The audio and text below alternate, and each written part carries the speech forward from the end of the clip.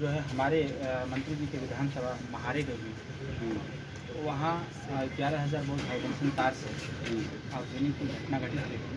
तो इसकी सूचना प्राप्त हुई थी, लेकिन हमारे ही पार्टी की एक महिला नेता की हत्या भी हो गई थी संत कबीरनगर।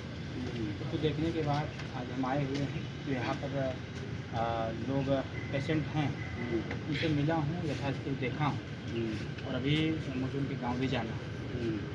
ये घटना बहुत दुखद है। हालांकि प्रभारी मंत्री जी ने ये भी बताने का प्रयास किया था कि जो भी इसमें दोषी पाया जाएगा तो उसके खिलाफ कार्रवाई भी होगी। और मुख्यमंत्री जी जो मृत लोग हो गए हैं उनको 5-5 लाख रुपये की आर्थिक मदद की सहायता के लिए उन्होंने आंसू किया हुआ है। बाकी जिनका इलाज हो रहा है सरकारी खर्चे से। विपक्ष के लोग कह रहे हैं कि 5 लाख से क्या होगा, 20 लाख की मांग कर रहे हैं कि कम से कम जो पीड़ित है वो गरीब काफ़ी है, तो कम से कम 20 लाख की मुआवजा उनको मिलना चाहिए। देखिए, अब विपक्ष तो मांग करबे करेगा।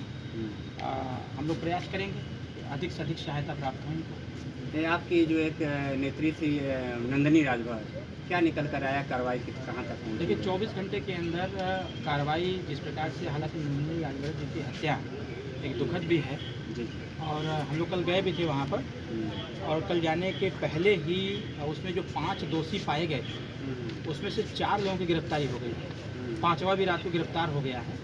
लेकिन ये जो षड्यंत्र रचने वाले लोग थे, ऐसे लोगों की संख्या थोड़ी ज़्यादा है, क्योंकि ज़मीनी विवाद था और पहले ही 10 दिन पहले उसके ससुर जी की भी हत्या हुई थी। तो उनकी हत्या में जो संलिप्त थे ऐसे लोगों की गिरफ्तारी हो चुकी है। नंदिनी राजभर की हत्या में जो लिप्त थे ऐसे लोगों की गिरफ्तारी हो गई है। अब इसका नेटवर्क कहाँ से है, मास्टरमाइंड कौन है, वो कौन लोग हैं जो इस घटना को अंजाम दिए हैं, अब ऐसे लोगों की तलाश करें। जब कल हम गए थे तो उसके आधा घंटा पहले ही 2 महिलाएं भी उसमें इन्वॉल्व थीं, उनको भी पुलिस ने अरेस्ट किया हुआ है। और एक श्रवण यादव करके था लड़का, वो पुलिस के हत्थे नहीं चढ़ा, भाग निकला। उसकी भी छानबीन पुलिस कर रही है। ओम प्रकाश राजभर जी, मंत्री जी, कहना है कि जो सपा सरकार में गुंडे थे वही आजकल अपराध कर रहे हैं। देखिए, माननीय नेताजी का जो कहना था, एक प्रकार से इसको मैं इसकी पुष्टि इसलिए कर रहा हूँ जी। इस समाजवादी सरकार में, ये समाजवादी की सरकार को हटा करके बीजेपी की सरकार लाने के पीछे मूल कारण बस यही था कि जिस प्रकार से सरकार के सह पर कुछ ऐसे लोग, समस्त लोग नहीं, क्योंकि कुछ लोगों की वजह से समस्त लोग बदनाम हो रहे हैं। कुछ लोग सरकार के सह पर या फिर सरकार के घमंड में आकर के उन लोगों ने इस प्रकार का काम करना चाहते हैं। और ऐसे लोगों की संख्या ज़्यादा नहीं है, ऐसे लोगों की संख्या कम है और ये कम लोग समस्त लोगों पर भारी है। इसलिए ऐसे जो शरारती तत्व के लोग हैं, जो कानून को ताक पे रख देते हैं, जो भारतीय संविधान को स्वीकार नहीं करते, नियम कानून को स्वीकार नहीं करते हैं, ऐसे लोग एक समझते हैं कि नियम कानून, धाराएं, चार्जेज, ये सारी चीज़ें चलती रहेंगी, जेल उनका ससुराल समझ में आता है उनको। योगी जी की सरकार है, ऐसे लोग धीरे धीरे निकल के सामने आ रहे हैं। नेताजी का जो तर्क था, जैसे देवरिया का कांड था, बड़ा घटना था, उसमें भी संलिप्तता पाई गई।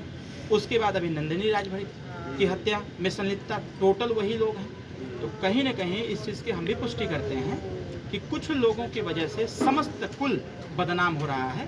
तो ऐसे कुछ लोगों के खिलाफ कार्रवाई होना नितांत आवश्यक है, जिससे कि जो हमारे यादव भाई लोग हैं, कहीं ना कहीं कुछ लोगों से वो जो बदनाम हो रहा है, यादव नाम बदनाम हो रहा है, ये बंद हो जाए और ऐसे जो लोग हैं ऐसे लोगों के खिलाफ कठोरतम कार्रवाई करते हुए इनको जेल की सलाखों के पीछे रखा जाए। मुख्तार अंसारी को आजीवन कारावास से क्या करना है? कुछ नहीं कहूँगा, कानून अपना काम कर रही है, आजीवन नहीं पूरा जीवन रखते उससे क्या मतलब है। अब्बास अंसारी है आपकी पार्टी से?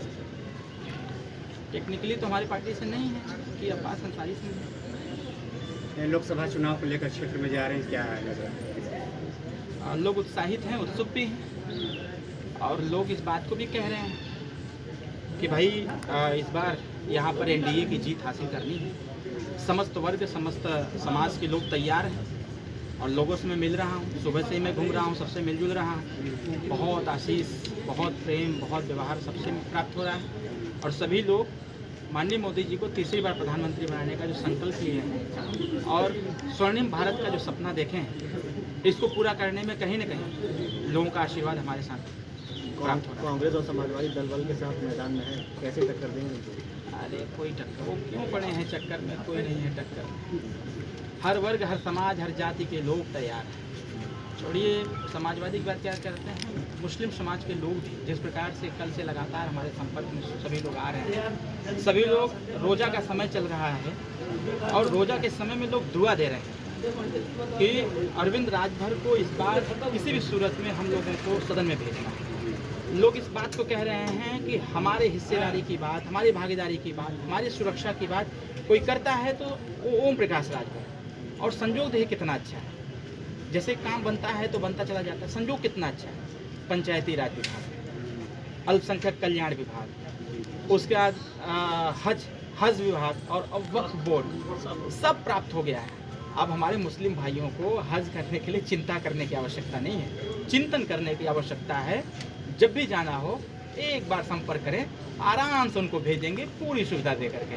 न तो बजट की कमी करने देंगे और न ही उनके व्यवस्थाओं की कमी, सब कुछ करेंगे। क्योंकि हमारे माननीय प्रधानमंत्री जी का लक्ष्य यही है कि इस भारत को स्वर्णिम भारत बनाने के लिए सभी लोगों को एक साथ चलने की आवश्यकता है और सबको एक नज़रिए से देखने की आवश्यकता है। इसलिए मैं सभी लोगों से आग्रह करूंगा कि जो बीज लोगों ने बो रखा था पहले, समाजवादी हो चाहे कांग्रेस हो चाहे कोई हो, जिन लोगों ने ये नफरत का बीज बो रखा था, एक बहुत बड़ा समय आया है, अच्छा समय आया है। हम सभी लोगों को मिल करके आगे बढ़ने की आवश्यकता है और उस नफरत को कहीं न कहीं दरकिनार करते हुए अपने बारे में सोचते हुए आगे बढ़ने की आवश्यकता है।